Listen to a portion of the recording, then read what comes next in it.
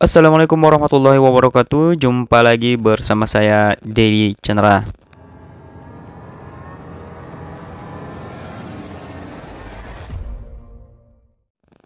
Oke teman-teman, di video kali ini saya kembali memberikan informasi terbaru terkait CPNS 2019. Kali ini saya akan nge-share bagaimana informasi terbaru tentang pengisian formasi kosong. Apakah formasi kosong itu diisi oleh peserta seleksi CPNS 2019 yang tidak lulus atau bagaimana? Oke, sebelum kita pada pembahasannya, kembali saya ingatkan kepada teman-teman semua untuk selalu memberikan dukungannya di channel ini dengan cara klik tombol subscribe. Ingat, subscribe itu gratis, tidak ada biaya. Nah, untuk mempersingkat waktu, langsung saja kita pada pembahasannya. Informasi ini saya ambil dari jpnn.com, yaitu pada hari Jumat 16 Oktober 2020. Judulnya yaitu Formasi Kosong diisi peserta seleksi CPNS 2019 yang tidak lulus. Panitia Seleksi Nasional atau Panselnas memutuskan untuk mengisi formasi kosong di instansi pusat dan daerah dengan peserta seleksi CPNS 2019 yang tidak lulus. Dengan catatan peserta yang tidak lulus ini lolos passing rate dalam seleksi kompetensi dasar atau SKD dan kemudian ikut seleksi kompetensi bidang atau SKB. Jadi teman-teman, di sini maksud dari peserta seleksi CPNS 2019 yang tidak lulus, artinya peserta ini mulanya udah lulus di SKD, namun saat mengikuti seleksi kompetensi bidang dia gagal, artinya dia tidak lulus begitu. Oke, lanjut.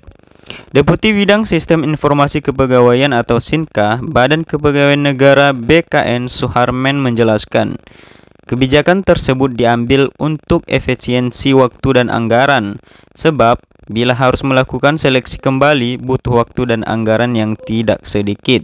Jadi Deputi Bidang Sistem Informasi Kepegawaian ini menyatakan bahwa apabila yang kosong itu tidak diisi, maka apabila dilakukan perekrutan kembali lagi akan memakan biaya yang tidak sedikit, begitu teman-teman. Jadi kita harus mensyukuri bahwa teman-teman yang masih gagal masih bisa ada kesempatan untuk mengisi kekosongan. Seterusnya ada 19.732 formasi berpotensi kosong. Dari jumlah tersebut, sebanyak 5.866 yang benar-benar kosong sejak awal karena tidak ada pendaftarnya, kata Suharmen dalam media briefing BKN Kamis 15 bulan Oktober. Nah, di sini maksudnya teman-teman, di formasi berpotensi kosong itu keseluruhannya yaitu 19.732. Dan yang 5.866 ini yaitu ada formasi yang tidak ada pelamarnya. Artinya kosong sama sekali, tidak ada pelamar gitu. Oke teman-teman, seterusnya formasi kosong ini kemudian dioptimalisasi dengan menempatkan peserta yang tidak lulus, baik dari pelamar umum, disabilitas, dan cum laude. Jadi teman-teman, semua formasi kosong ini diambil dari pelamar umum dan disabilitas dan cum laude. Dia mencontohkan optimalisasi formasi yang tidak terpenuhi untuk jabatan Pranata Komputer pertama, BKN Kantor Regional 12, jumlah formasi umum yang diterima sebanyak 3 orang, sedangkan yang memenuhi kriteria ada 6 orang. Otomatis yang diambil ranking 1 sampai 3. Tersisa 3 orang yakni ranking 4 sampai dengan 6. Formasi disabilitas dibutuhkan 1 orang tapi kosong. Begitu juga formasi cum laude. Formasinya 2 orang tetapi yang lulus hanya 1 orang. Dan tidak ada lagi yang lain, jadi ada 2 formasi yang kosong. Seterusnya dari formasi disabilitas dan cum laude, untuk jabatan Pranata Komputer pertama ada 2 yang kosong. Formasi kosong ini dioptimalisasi dengan menempatkan peserta di formasi umum, ranking 4 dan 5, sedangkan ranking 6 tetap posisi tidak lulus karena formasinya sudah terpenuhi.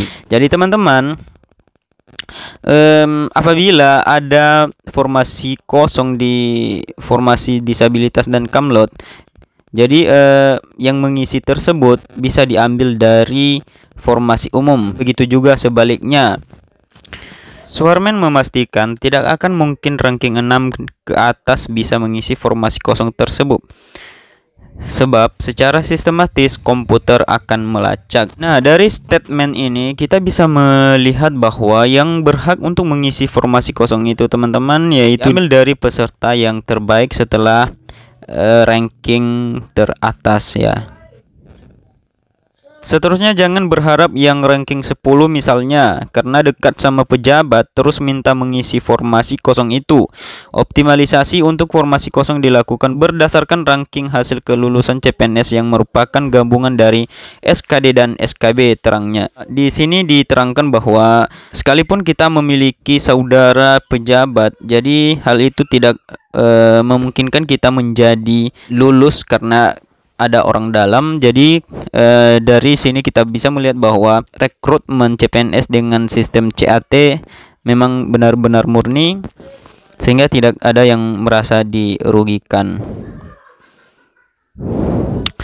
Dia pun menjamin langkah optimalisasi untuk pengisian formasi kosong tidak mengurangi kualitas CPNS sebab pengisian ini disesuaikan peringkat. Jadi peringkat yang terbaik yang berhak untuk mengisi formasi kosong teman-teman. Mereka ini nilainya tinggi tetapi karena formasinya terbatas akhirnya dinyatakan tidak lulus. Dengan optimalisasi, peserta yang nilainya tinggi ini bisa diakomodir dengan menempatkan mereka di formasi kosong. Seperti yang saya contohkan untuk jabatan pranata komputer pertama tandasnya. Artinya di sini teman-teman yang memiliki nilai tertinggi namun gagal di SKB karena masih memiliki saingan yang memiliki nilai yang paling besar. Jadi bisa saja teman-teman yang memiliki nilai tertinggi ini memiliki kesempatan untuk mengisi formasi kosong. Oke teman-teman, itulah sekedar informasi terbaru tentang pengisian formasi kosong CPNS 2019. Semoga bisa memberikan manfaat kepada teman-teman semua dan saya akhiri video ini. Jangan lupa untuk like, komen, dan subscribe. Wassalamualaikum warahmatullahi wabarakatuh.